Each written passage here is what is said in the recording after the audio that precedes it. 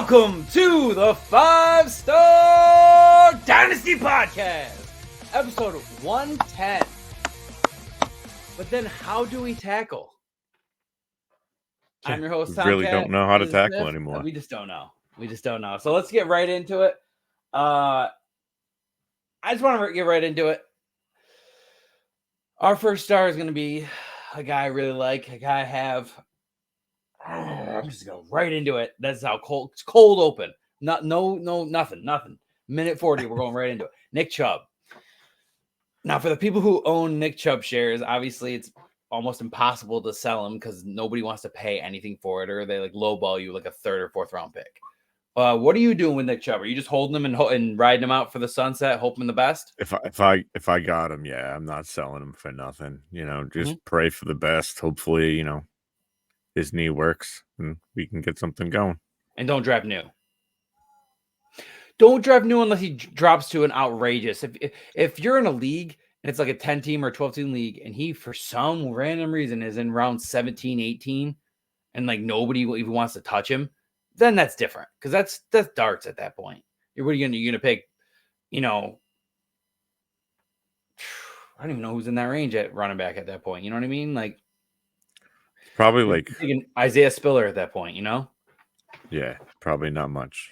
Yeah, so that's different. But my point is, hold on to him because he's gonna come back, and even if he's not RB1. Running back is just not. We're a dynasty show. You still got to hold on to your guys. You got to use them for what you can use them. And you're most likely, if you're doing well, you're not going to be in a position to take a running back anyways. And a running back in the first round is usually a waste if you take it at the end. I'm talking about the Keyshawn Vaughns and the Trey Sermons of the world. Obviously, you can strike gold. I was lucky enough to get guys like Swift and Gibson late in some first rounds, so it's different. But my point is, we're going wide receiver for the most part, right? You agree with me? Like we're trying to go wide receiver in Dynasty.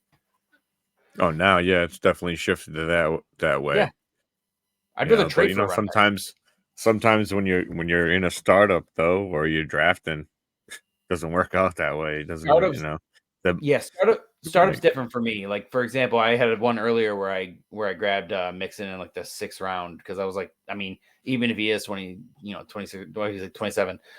He signed a 3-year deal. Even if he only plays 2 of it, that's still 2 years of usage. And I'm in a startup right now. I can worry about it in 2 or 3 years. Right. And even if, like, say shit goes haywire, you can end up selling him for a couple seconds to a contender or something. So, It's definitely one of those things where I've said it before, and I'll always say it. There's certain players, it's better to just ride them off into the sunset. You're at the end of the day when they retire. Julio Jones is a good example for me. I'd never traded any of my Julio Jones shares. I always just held him until he wasn't good anymore. It just is what it is. I loved him. And then finally he just wasn't good. Didn't get mad. It was like, it was his time. Some people feel like you have to get every last little drop of juice out, but there's multiple ways to get the juice out. Sometimes you're selling the juice and sometimes you're drinking the juice yourself. Sometimes you got, Not me, man. I'm always a sell too early guy. I'd rather be early than late. Oh, no. Don't get me wrong. No. Don't get me wrong. I'm not saying that isn't a good strategy, but in this case, it's too late. Oh, for those guys, yes, absolutely. For Chubb, I'm saying the way his knee went, nobody's paying. Well, everybody you mentioned, that's how it happened. Yeah. Even a year ago. And he hurt. Yeah. People would have paid a lot, even though he was like mid-age, absolutely. Older. Yeah. Yeah. Yep. No, I made offers for Chubb before he got hurt for late firsts, whatever, contending first before he got hurt. So just because he would have put up dominant amount of points, I tried to buy him a lot of places because I don't really have a lot of them. I think this is appropriate for anytime I think about Nick Chubb. I think he's a great guy. I love him in fantasy. I'm going to ride him until the end. The only thing I feel about the whole Nick Chubb injury is emotional damage. It's emotional damage. It sucks when a player gets hurt. It sucks when a player who's a good guy gets hurt. It really sucks that much more. Yeah, I like Chubb. It's too bad. I hope he's okay. I hope he comes back and at least can be something. Knowing I hope him, he comes next bit. knowing I'm sorry. the way he is, because I've been following him since he was a freshman at Georgia. So I feel like the way he works, he'll be back and he'll be fine. Me too. And I'm also debating, like, what if maybe you should go to the Chubb owner in every league and kick the tires and see if they'll throw him to you for like a third. Now, 90% of people are going to say no. 99% of people are going to say no. But if you get the guy who is like, fuck it, Nick Chubb's done, and I got to get rid of him. If you get a guy like that, or even like, yeah, you get the guy like that, or the guy that's like third, that's just get to start the conversation, like I could do something else too, yeah, it just gets the conversation, gets the ball rolling. I 100% agree. I'm actually going to do that in all my leagues. I'm going to go kick the tires and just see if somebody will give me a Chubb for a third round pick. Actually, you know what? I think I'm going to start doing that a little bit while we're on the air. But just go to every league and then you find out that I made deals. Are you going to make a deal with me? Maybe. I'm scared. Mm-hmm. See, no balls. I got balls. I still have them because I know when to put them online and when not to. I roll them. I put them right on the table when I'm trading. Don't care. Mine don't fit on the table. I'm just kidding. That would be horrible. Break it in half. That would be horrible. That would actually not be a good thing at all. If I slammed him on the table, it'd break the table in half. Truth is, the game was rigged from the start.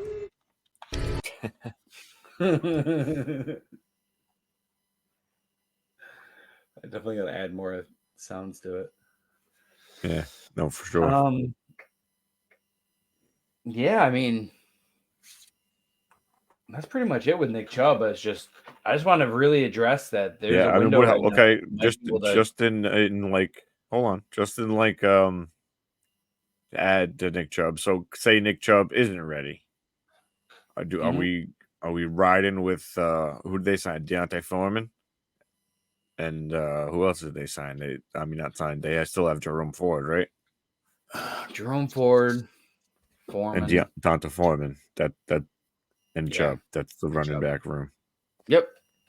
So they might ride Chubb that for a couple weeks. Can't start. Are you gonna draft Foreman or Ford? Maybe in startups. Like, no. Yeah. Or even not at all. How late? You don't want any piece of a Cleveland running back at all? How late? Oh, probably like, I'm guessing if it's like a 30-round draft, probably like 15, 16. Take a shot on him. Yeah. At that price, yeah, I would take a shot. I like taking shots. I don't see him going higher than that. Like Gus Edwards is going right now. Back, I had to take Gus. Yeah. I think some teams will wait too long on running back, and they'll have to take him earlier because they didn't take one. Maybe because they got screwed by running back. I wouldn't do it. I'd have to wait past the 15th round. That's fair. I think Jerome Ford will get drafted before Foreman does. Oh, 100%. He's going to get completely overdrafted, in my opinion.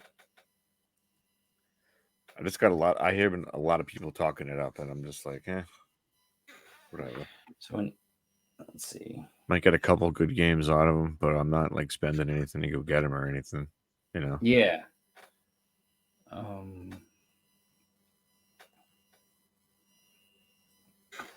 Oh man, we're gonna get the first test right now. Actually, I'm not. Never mind. I don't want to tell you because then you're gonna go do it. No, not.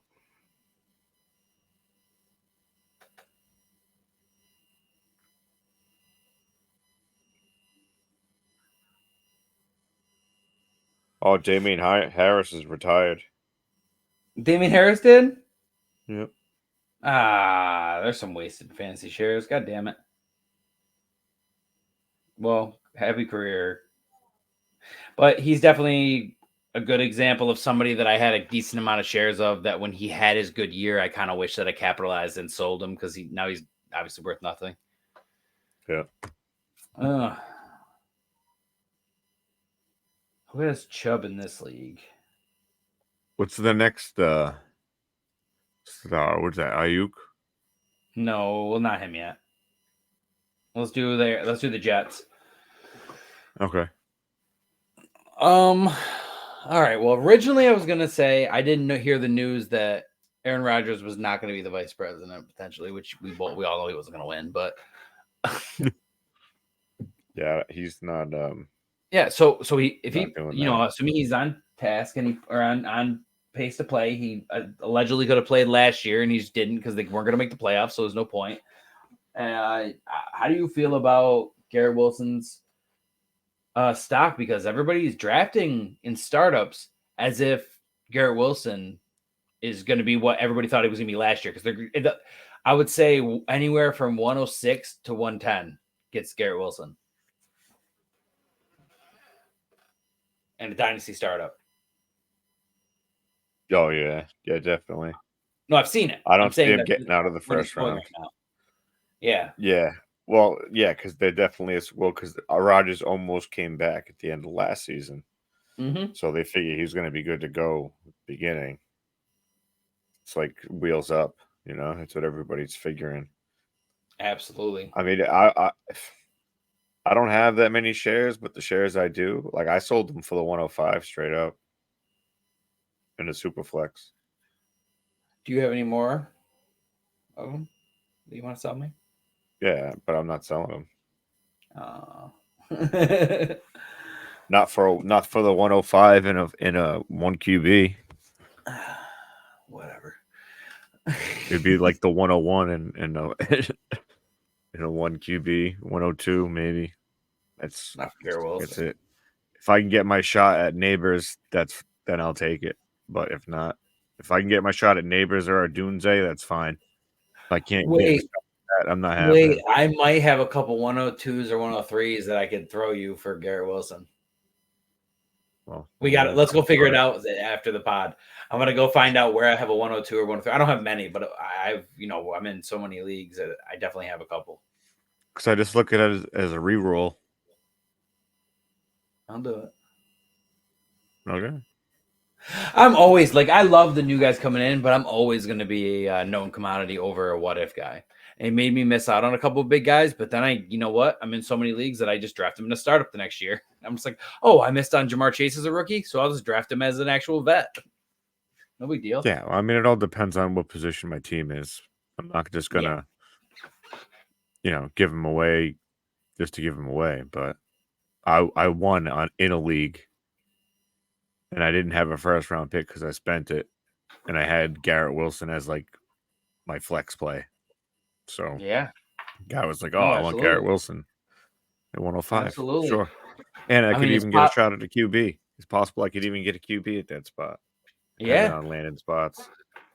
Well, really excited for if Rodgers plays. I'm really excited for Garrett Wilson's potential. I don't feel comfortable taking. I usually go elsewhere, if I'm staring down the bear, in these last couple startups that we did the last couple days, it's just one of those things. As much as I like Garrett Wilson, I find myself taking even AJ Brown over him because AJ Brown's not that old. He's still pretty young. And yeah, I just find myself taking him because even though I love Garrett Wilson's potential, known commodity is always going to be what I pick over the what if. And he's tied to Hurts for a while. Yes. So. Yep.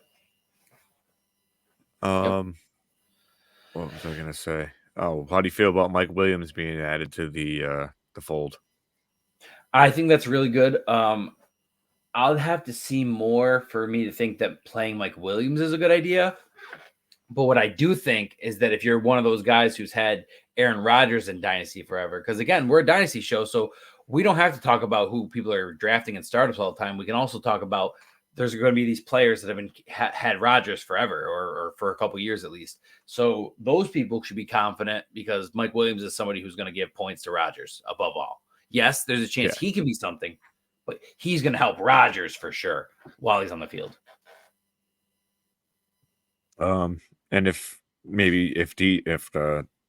the last episode, DJ's mock said that the Jets were trading up with, Yeah, traded up to get Marvin Harrison Jr. No. How would you feel about that? I would Well, hate it. even just how would you feel about it? I You would would hate hate it, I right? would hate it. Like I you'd would hate have it to. because we're a Dynasty show, and I'm not a Jets fan. If I was a Jets fan, I would say this is awesome, dude. Let's do this. You're gonna have Aaron Rodgers for another probably 1 year. So you're gonna have him But for for 1 fantasy, year. it would Marvin Harrison's suck. gonna go there, and then what? What if I want to give you a scenario? I want to give you a scenario.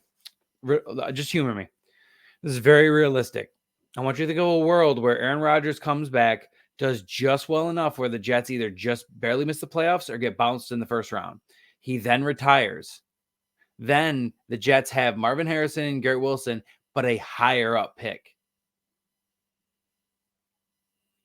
So now they have to give a bunch more when they've already given up a bunch of draft picks to do other stuff. Now they have to give up more future draft picks, and they're just going to keep sacrificing their future little by little until they finally find their quarterback. Like, how much is it going to take? That's where I think it's fan. That sounds fantastic. Yeah. So you know what I'm saying? Like, that's where I don't think it's a good idea. Now, do I think there's a good chance that's what's going to happen?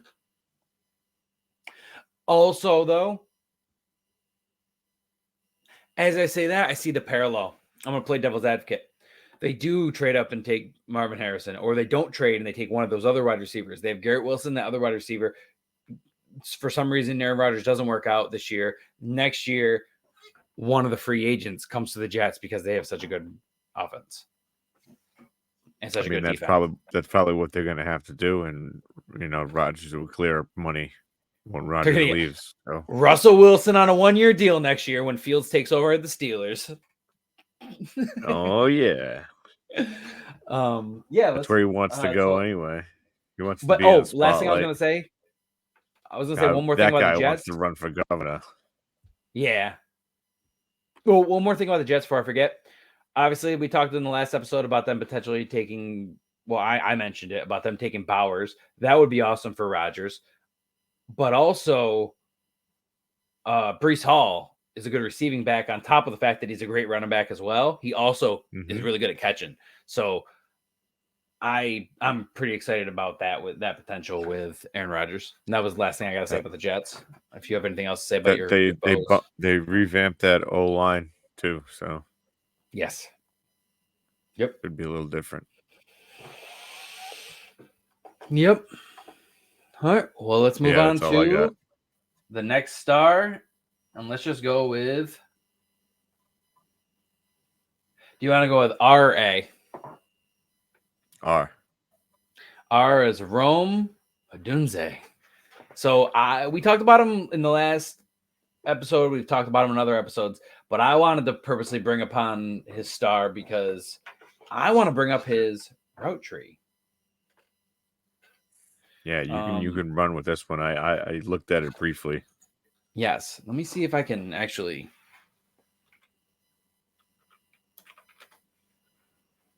All right. I think I might be able to actually pull this up.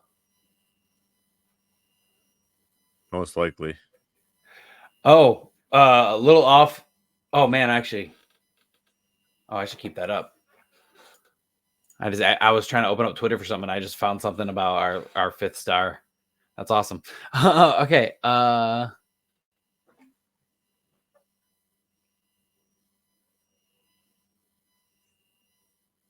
Okay. But yeah, he's good size, good speed. Sorry about that, guys. He can catch the deep ball. He can catch everything. He can run. Here it is. Route. I got it. I'm going to pull this up. I'm actually going to share the screen with you guys so I can show you. One moment.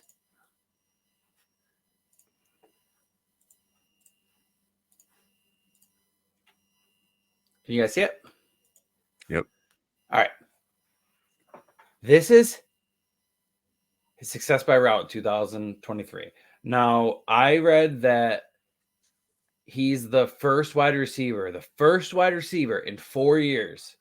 Out of all the studs we've had, he's the only one in 4 years that has green in all of these.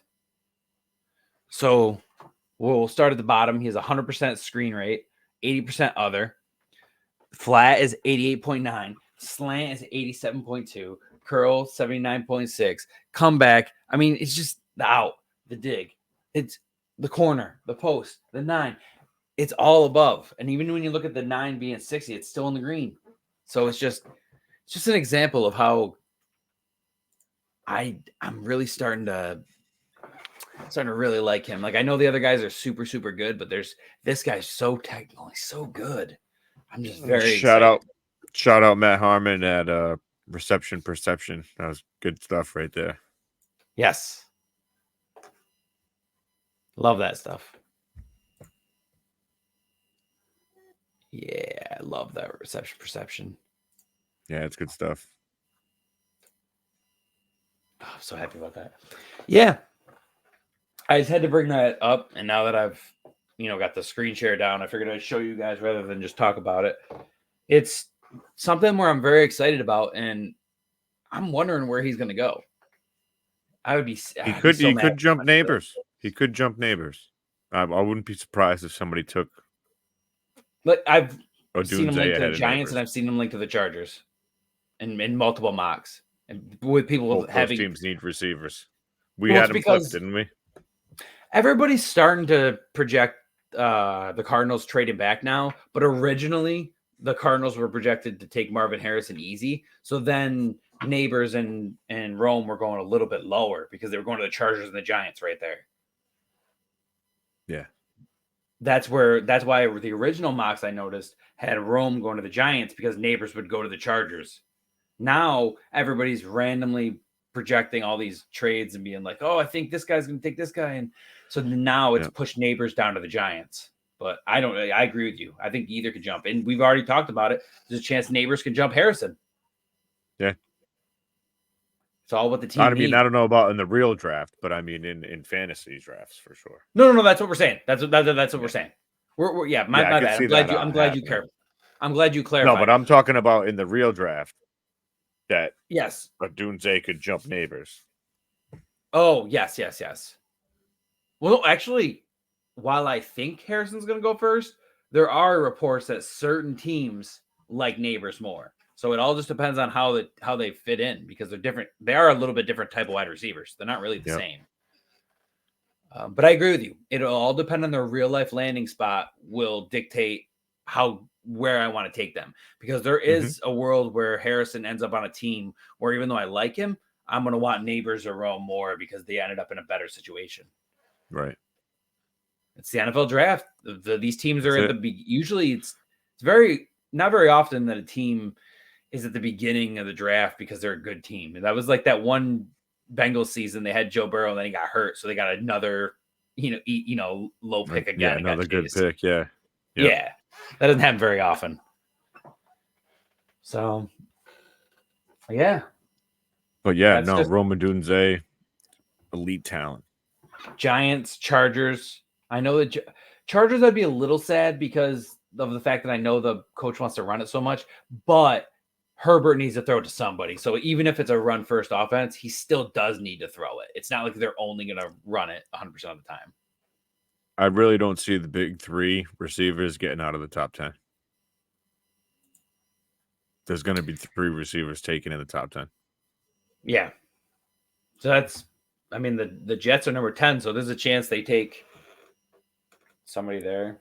And it all depends on how many QBs go and how many teams trade back and all this other stuff. Because there's teams that are in the top 10 that don't need a QB. And if they stay, then those wide receivers will go earlier. But if they trade to the Vikings, or the Broncos, etc., then yeah, you're right. Then, oh man, could get wild. Yeah. Yeah, that's all I had to say about Rome. I just wanted to bring up that route tree. Again, like you said, shout out to Matt Harmon, perception. But I just wanted to bring that to attention because while I like the other two that are above him, probably more than him, I really like him. And I have a lot of leagues that are probably going to be around the picks that he goes. So that's why I like him so much too, because I know realistically my teams, I have a lot of like teams where I lost crucial pieces where I missed the playoffs by a game or two. And next thing you know, I'm the 105 or I'm the 106. And I know that this is probably who I'm going to get. So I'm kind of excited about him. Yeah. Yeah, I love it. I'm so excited. This is like my favorite time for Dynasty. Yeah, I can't wait till we are at my favorite time. I'll tell you right now. This is probably personally because I'm commissioner of like 95% of leagues that I'm in, maybe 99. When it's over. My favorite thing is waking up that Sunday morning after the draft, just the NFL draft just ended the night before. And I wake up on that Sunday and I have all these messages of people early being like, "Are you gonna start the draft? Are you gonna start the draft?" Because they know that like I set the time for 7 a.m. But I always tell people if I wake up at 6, I'll start it at 6. Because we always do for the people at home, we do no time limit. You pick at a respectful pace. So it's no time limit. You won't get auto drafted, but we're not saying sit there all day and not pick. Don't hold the draft hostage. If you want to make trades, try to at least get the ball rolling before you're on the clock. Don't wait till you're on the clock and then be like, "Hey guys, by the way, this is actually advice for all drafts. I'm going to slip this in. Don't ever think it's okay to not do any negotiating. Wait till you're on the clock and then tell the whole league that you're basically putting them hostage and that they have to either trade with you or you're just going to sit here until somebody gives you a good offer or you're just going to have a certain time limit in your head." Like I've seen people be like, "Oh, if somebody doesn't offer me something in 12 hours, I'll pick." It's like, what? You're gonna what? Yeah.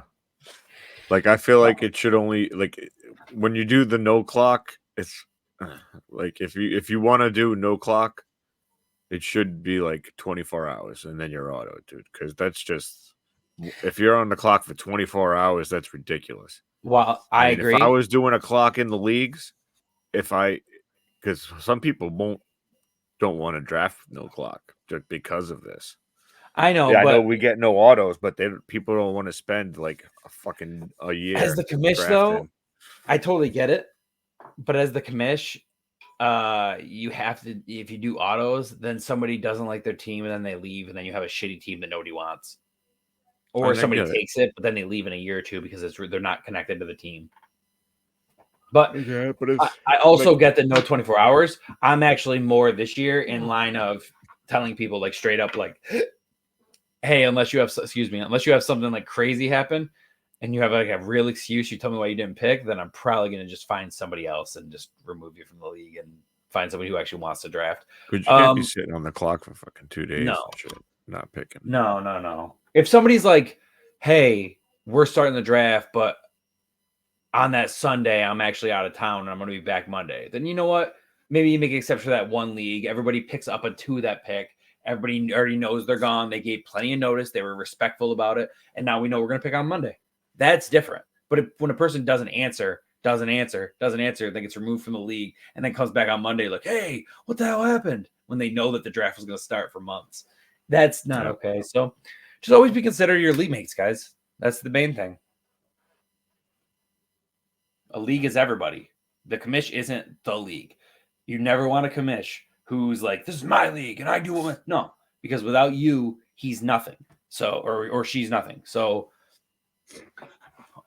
always be mindful who your commish is. It's crazy to me. Like I've been screwed over by so many bad commissions. That's why I commish or co-commish the majority of my leagues. Because I know that I'd rather go winless than cheat. And I can't imagine doing anything but playing the right way. So when I see other people cheat, it just enrages me. And like the times I've been screwed over, had collusion against me, and like the commission like looked the other way because it was the person's friend. It's like, yep. So sidetracked a little bit. We'll go over to, but we got plenty of time. Poor collusion. We got plenty of time, to be honest. I really like Rome. Fantasy, in real life wise, I like Rome to go to the Giants. And fantasy wise, I'd prefer him to go to like the Chargers or something like that. Yeah, I feel like the Chargers would probably be a better fit for him. I like Chargers because he would be the number one. If he went to the Giants, he'd be the number one. Yeah, but being the number one for Justin Herbert is a lot different than being the number one for Daniel Jones. Well, we'll see. We know Harbaugh ran it a lot in college. Let's see if he takes that step here It takes a little off of Herbert, Either team, I could see, as much as I don't want, I could see either team, the Chargers or the Giants, trading out of that, because when you got, as we were talking about, I think it might have been the last episode, but when you're talking about real NFL, you're not talking about like, oh, I got to get Marvin Harrison. Like, there really is a world where the Cardinals are like, hey, Marvin Harrison's cool, but if we move back, we can get one of these other good wide receivers, and we can get a defensive guy, and we can get a lineman. And in the last episode, we both projected the Patriots or the Giants to trade back the same 2 picks, and both of us literally picked the same 2 people for the same exact. Yeah, both of us picked the same exact lineman and the same exact wide receiver because it just made sense. Yep. That's what my team needs anyway. I know Look that. at Amon-Ra St. Brown. Look how many wide receivers got drafted before Amon-Ra. And Amon-Ra is like so good. Shout out Amon-Ra. You know what though? Like I listen to a lot of Destination Devi and Wake Up with Ray G. And when Amon-Ra was coming out, he was like, I love this kid. He was like, this kid just, he does everything well, but nothing great. I heard pretty similar, but I unfortunately heard it later in the draft season. So when I started hearing it, he was already getting buzz and getting drafted. So I have picks of him, but it was usually like me picking him in the second when I had seen him go in the third a week before. Like, you know what I mean? Like in my head being like, man, I really missed out on it always, I probably already brought this up in the podcast before. It'll always remind me of seeing Terry McLaurin go in the 4th round because everybody was obsessed with Kelvin Harmon. And then nothing happened with Kelvin Harmon, and Terry became Terry. And for a week and a half, 2 weeks, right? Like, most of our leagues draft day after, like we were just saying, the morning after the draft. We just get right into it. But for the leagues that are drafting 2 or 3 weeks later or in July, all the hype's already come out, all the camps already come out, all this, or the mini camp or whatever. But it's just, you get to see some depth charts in preseason.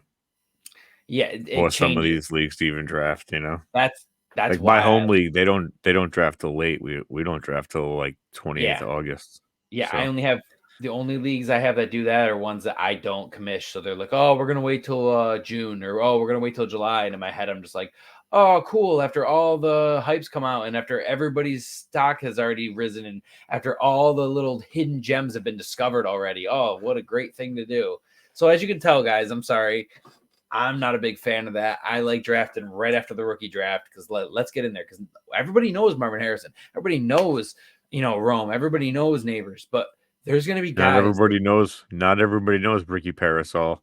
Yes. Not everybody knows Brian Thomas even. Yeah, Brian Thomas Jr. I haven't heard anybody talking about him. Really? My circles look different, I guess.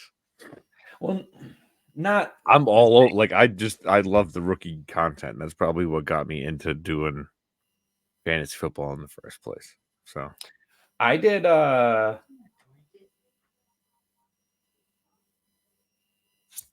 want to say 2 years. I did 2 years of redraft before I discovered Dynasty. I did my first year, which I was in one league, and then like 2 or 3 weeks into the season, we made like a little 6-person league because we just wanted more. And it was like you had like super stacked teams, and it was only 6 of us. That was whatever. And then the second year, I was in a couple more, maybe like 7 or 8, 6 or 7, maybe 7 or 8. And then the year after that is when it just started getting bad. When I got in Dynasty. Once I got in Dynasty, because you just don't have to hit waivers the same. Yeah, no. I started my first like money league was. A Dynasty league was that Dynasty. Oh, okay. League. So you're a day one Dynasty guy. See, I had 2 years of redraft before I went into Dynasty. I played redraft, but I played like, I'm gonna go. It's almost like a mock, like I'm gonna go draft this team against like a bunch of no names on an ESPN. Yeah, those free ESPN leagues. Yeah, mine was my friend in the money league. My first league was a money league, and I got 6th place out of 10, which isn't good and isn't bad. So my first year, and I got 6th place. But my first pick was Julio Jones, and then I had I don't remember the order I picked them, but I had my running backs were Devonta Freeman and Mark Ingram, and my wide receiver 2 was Michael Crabtree, baby, on the Raiders. Yeah, my team was a long time ago, but I remember like a few people. I had Cam Newton, Tom Brady as quarterbacks. Julio was one of my wide receivers. I couldn't tell you any other ones.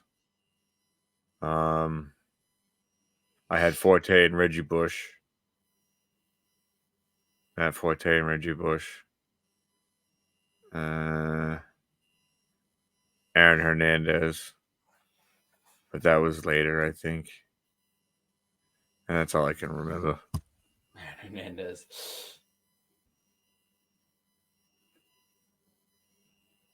Had him till that day, too. And I'm from the town where the murder happened, so. Which murder? Odin Lloyd. Yeah, I was just messing around because, Well, they killed 2 people in Boston, too. So I was about to say we also don't know what else he did. Like literally, there could be other unsolved ones we just don't know about. He's the kind of psycho that literally could like meet somebody at a truck stop, kill them, and that person was traveling, so they never got discovered, and they're from like 9 states over, so just nobody knows. He's a psycho. It's true. Was a psycho. He's dead now. Yeah. All right. Well, luckily we were able to eat up a little bit of time because let's move on to, you definitely talk about this for a little bit. Let's talk about Brandon Ayuk.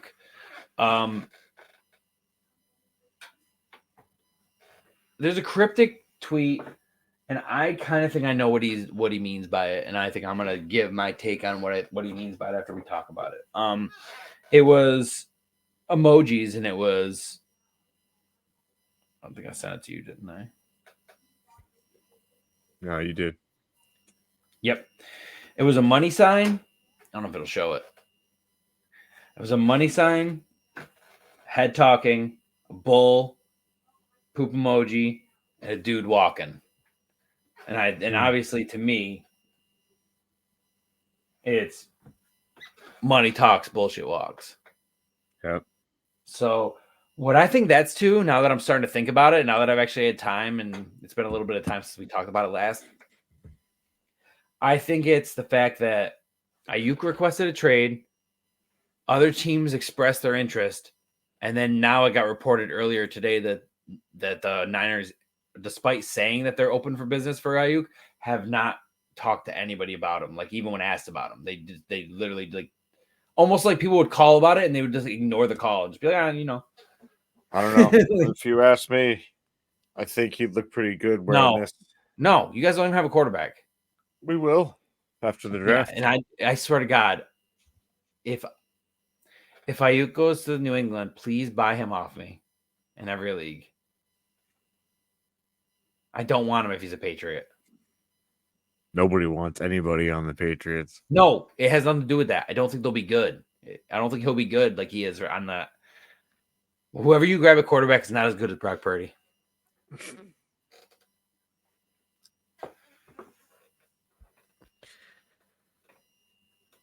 I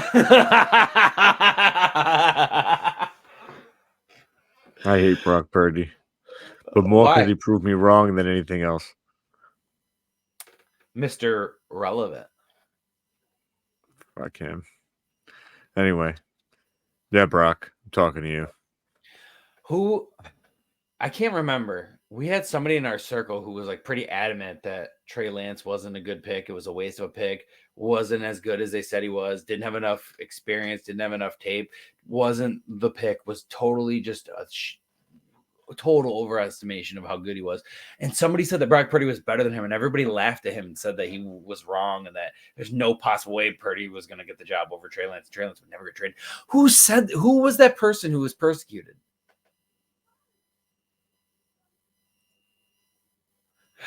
It was me. It was me. For years, guys, in our circle, everybody told me I was wrong when I said Trey Lance wasn't the answer. Everybody told me I was wrong. And when I said Purdy was, everybody said I was wrong. I felt like he didn't get a chance anyway to prove himself. Didn't get a chance, Lance. Okay, that's cool. It's the truth. It's always hurt. Never got a true shot. Part of getting a shot is being available. It's true. But he wasn't, so he didn't get to play. Oh, man. Oh, God bless you. Thank you. I don't know where that came from. That was random. All right. All I need is drink more water today. Yeah. I just think it's really funny because there's been a couple big predictions that took a year or two to pan out. And then once they happen, like nobody will admit that they had debates with me. Like I have a couple people, I can't remember names. I don't want to call them on the podcast, or maybe I kind of remember them. But I've had people debate me. What's that? All right. So, okay. Tell me this. If where would you like to see Ayuk land if he were to be traded?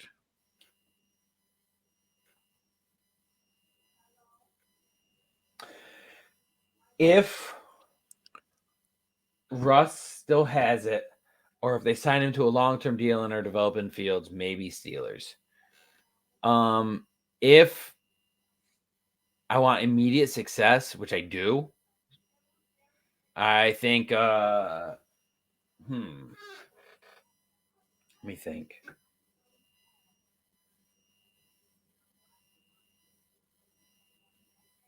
Dallas. I'm thinking I don't want him in the Broncos. Okay, in a fantasy world, Carolina. In a fantasy world, a team that they would never trade him to. They would never trade him to this rival team. It's not even a rival, but it's like somebody who's good in the opposite conference that they would have to face in the Super Bowl. I would love to say, don't draft a wide receiver. Don't care about Hollywood Brown. Don't care about Rashee Rice. Give Ayuk to Pat Mahomes. That's my ultimate fantasy. But yes, it screws over Rashee Rice, who I have a bunch of shares of, and it screws over Hollywood Brown, who I have a bunch of shares of. So I actually wouldn't want that in real life. But if I had to put a Ayuk above all, Chiefs. But it would never happen. They would never trade him to the Chiefs. They trade him to it's to a team they don't think is going to be that good. Oh, you know what I actually love him on? Ravens. They don't have a 1. Ravens. I love Zay Flowers, but if Ayuk went there, Zay Flowers becomes wide receiver 2 immediately. You know it, and I know it. Buffalo. Buffalo would be so good. Oh, I would love that. I don't know how he would feel about playing in that cold, but he already said he wanted to play in the cold of Pittsburgh, which isn't that much. It's pretty much roughly the same. I mean, I know Buffalo has the lake effect, so it's like super, super, super cold, but I mean, Carolina could still use a wide receiver. No. I mean, they could. It's just they could use the only it wouldn't be great, but they could use one. No, because I already have flailing shares of Adam Thielen and Deontay Johnson that I need to be somewhat relevant for a flex. No. Adam Thielen, dude. You should have got rid of Adam Thielen years ago. Well, I bought him on some teams because he was going off for a little while, and I got burnt on it. But he was never somebody who was good enough. When he had his good enough, I probably didn't even own him. And when I did own, or no, maybe I did toward when the he end. was good enough, he might not even have played. You might not even have played fantasy football. I don't know. I'm kidding. No, I'm saying I don't know how I got shares of them, but I definitely have like old shares of them. They're old shares, like leagues that are like 6 or 7 years old. Because like I have a league where I have like Thielen, Lockett. You know what I mean? Like those were my original core where they were like really good and now they're just older. The Broncos make sense though. I hate the Broncos. No. I hate that so much. Yeah, but these are teams that need wide receivers that I'm giving out, not guys that just like, we're just gonna bring him in. He wants to get paid, so they need to have cap space. And they needed the need. No, that's why I said Ravens. They need a wide receiver 1. They paid Odell Beckham Jr. $15 million last year. They can't pay Ayuk $15 million a year. If they don't have the money to pay him $15 million a year, they always can find money. If the owner is willing to pay ahead the way that they do it, then they can be done. Mm-hmm. It's the truth. There it is. Spo track. Okay, you know what I just noticed? When I move over here, there's like weird bubbles and stuff in the green screen that's breaking up, and it was happening on my face, and I thought there was stuff in my face, so I kept going like this. That's hilarious. Oh my god. All right, Baltimore let's move on to Ravens. the last 15 minutes or so, 14 minutes or whatever. Let's move over to what the episode is actually named about. Let's talk about this rule change. Now, I also want to mention the other rule change while we're at it, too. So there was 2 big rule changes this year. Do you know what the other one is? Nope. The challenging one. I didn't pay attention to all that stuff that came out today. So from what I understand, and correct me if I'm wrong, people out there, but the challenging thing is, you know how you have to. My buddy actually explained it pretty well. I'm gonna pull that right up. If you get one challenge correct, you get another challenge. You used to have to get both correct to get a third. Now, I guess if you get a challenge right, you just get another challenge. Like you'll earn it back pretty much, essentially. And then the big rule is, but then how do we tackle people? Now, as a fantasy football player, this is a very good rule for us. Let's be real. The no hip drop tackle. The hip drop tackle, all of us as fantasy players has had that moment where we're watching the TV and we're like, watching this dude drag our guy down, his legs twist, and then him land on top of those legs. And all of us have cringed, and many of us have watched our player get hurt at that point. So I think it's great for fantasy. Now, for in real life NFL, this is game changing. This is way a bigger deal than I think people are making it to be. Because I think there's going to be a lot of elite players that actually rely on this tackle more than we know. And that it hasn't, the statistics haven't been broken down yet. Because the statistics haven't been broken down yet, we don't realize that these guys who are normally elite players might find themselves now being average or below average because they're used to tackling that way. And now they can't get tackles. This is huge to me. I mean, but it's great for fantasy. Oh yeah, well I don't know because now it's just gonna be more penalties. It's just gonna suck. I think it is bad. It's just sucks for the game. More penalties, which stops the clock. But you also gain yardage on penalties, yardage, so you lose more yardage that you can gain. True, but there's going to be also times where it would have been a 3 and out, and then now it's a first down. So it's going to work both ways. I do agree with you, but it'll balance. It'll balance. And just a quick thing, as per Spotrac, they got $14,161,781. 14 million? Baltimore. Yeah. All they'd have to do is restructure a couple people and then sign them, and then yeah.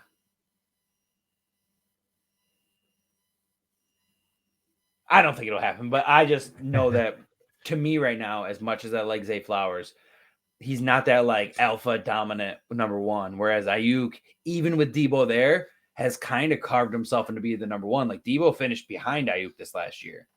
They both did well, but one thing I notice is when you stop giving Debo 6-7 carries a game, his fantasy score goes down a bunch. When he's not getting an extra 50 yards and a touchdown on the ground, all of a sudden he's not super Debo. He's still super good.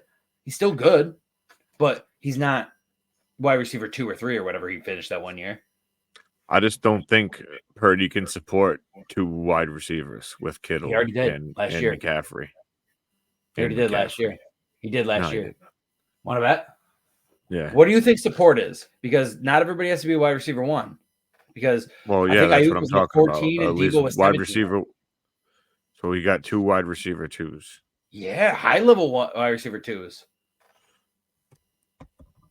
Thing is, I'm gonna call you. We're picking. Yeah, but you're splitting hairs if you really think about it, though. Because what's the difference? If we really were to look up the difference in points between the wide receiver 12 and the wide receiver 14, it probably isn't that much. I actually am curious about that right now.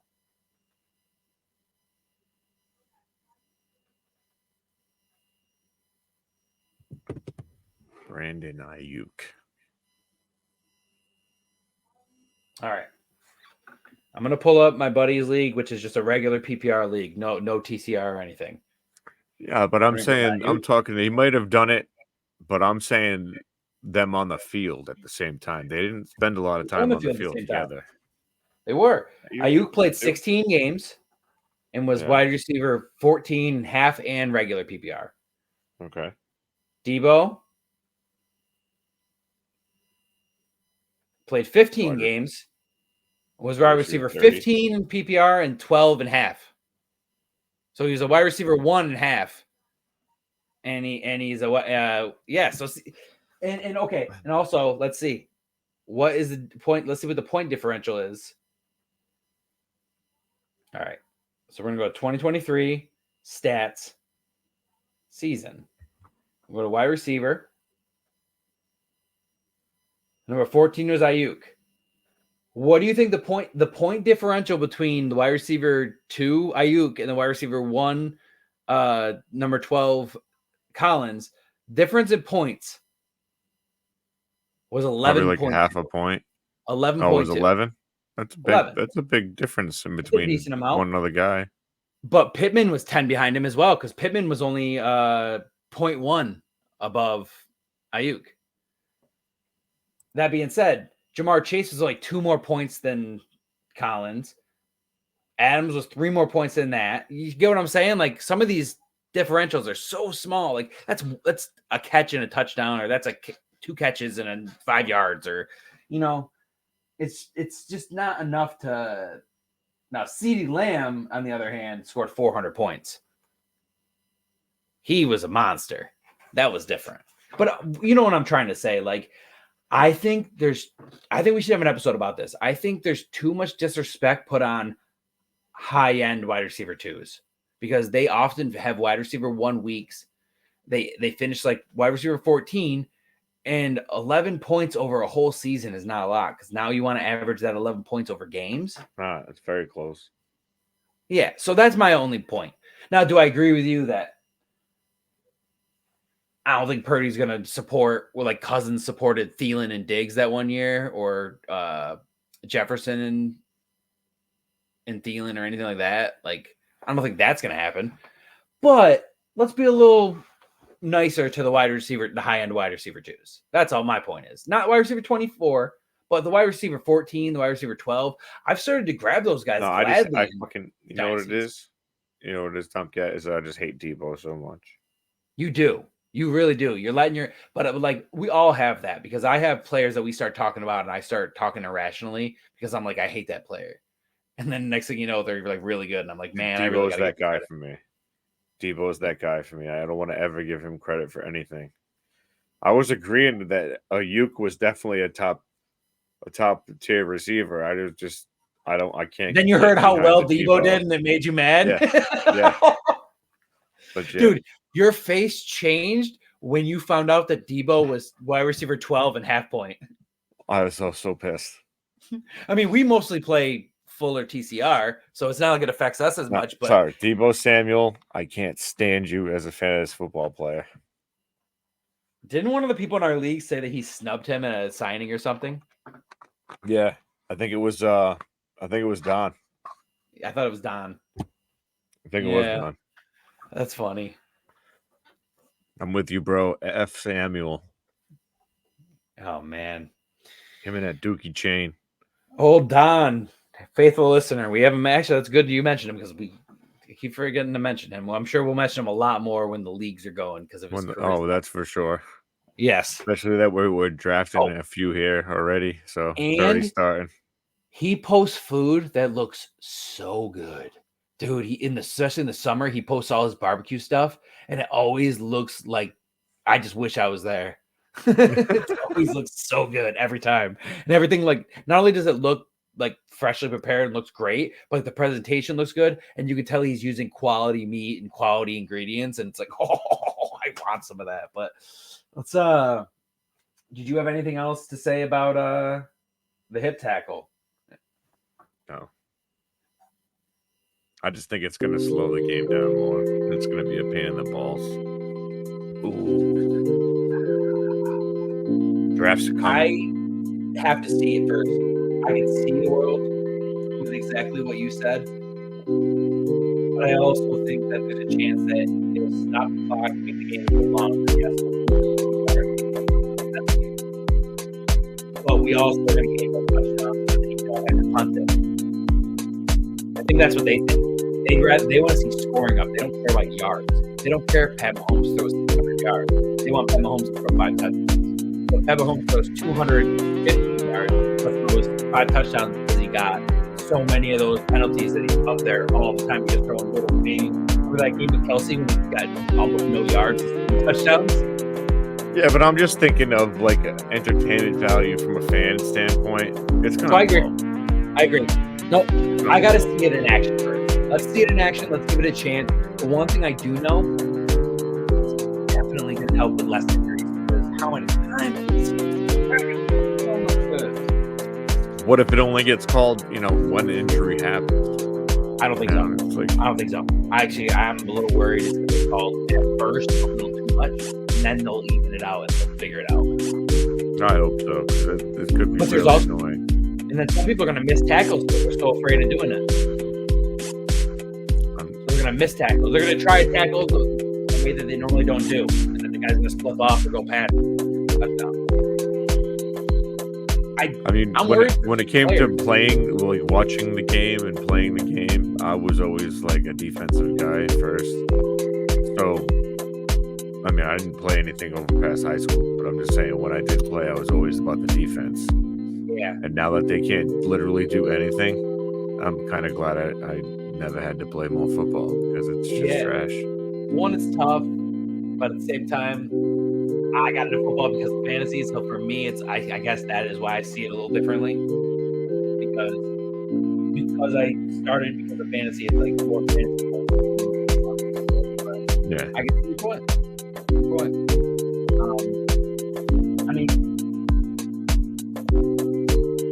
Follow us on YouTube, X/Twitter, Instagram, and I actually made a TikTok as well.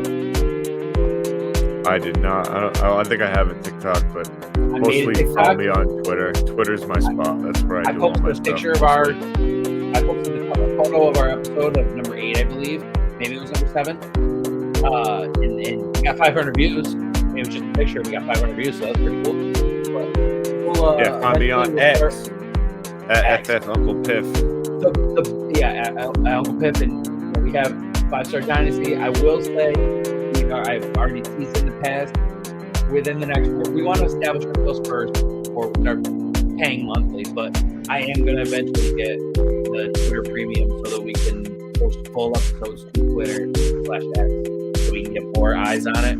We can have more options because I don't care about the check mark as much. Like, yes, it'll look cool, but what I care about is paying for full video uploads. We're paying for a bunch of other cool stats and analytics that we get to look at that we don't get to look at otherwise. So it's all keeping us growing. Again, I know sometimes it can be annoying to send stuff to your friends and be like, "Oh, get your video out." Even if they just check it out for 30 seconds, 40 seconds, hey, you're still giving us a view. You're still giving us a chance. Appreciate it. It's big on us growing. Us growing is because of you. Without you guys, we can't do anything. As much as we want to keep doing this, and we probably will keep doing this because it's fun. If we're to grow and be able to do cool things like contests, signed jerseys, we're going to do the leagues, but we want to be able to do what other podcasts do. We want to be able to do, randomizer, and it'll come up on the screen, and it'll be people that entered in, and now we're going to send somebody a signed Marvin Harrison jersey, and et cetera, et cetera. Like, I'd love to do stuff like that. Get us to grow, do whatever. We want to do the first t-shirt. We want to do the t-shirt where the first 100 people get a t-shirt that will never sell again. Ever. Never. We'll never do it's the rebrand. It's actually coming back. No, it'll be special. So, guys, it's important. We really appreciate you guys. I know I said it like 3 times, but it can't be said enough. Words can't put into really how Thank you. much you mean to us. So, awesome. Well, there's another great episode. Get this one down, and we're getting ever so closer to this NFL draft, and I can't wait. Which just Oh, means me rookie either. draft. I can't wait till it all starts kicking off. Hell yeah. Well, all right, bro. I let's get am out of here. Tomcat. That's Piff. Keep playing Dynasty, baby.